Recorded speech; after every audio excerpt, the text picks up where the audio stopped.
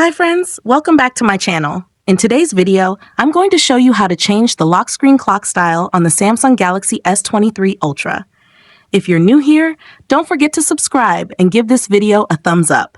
Now let's dive in. First, unlock your phone and open the Settings application. This is where you can find various customization options for your device, including display settings, security settings, and accessibility features. Step 2. Now, locate the search icon in the top right corner and tap on it.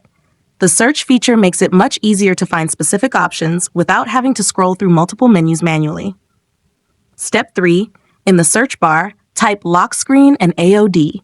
Wait for the search results to appear. This option helps you adjust lock screen and display settings. Step 4.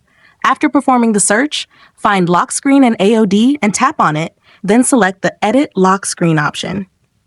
Step 5.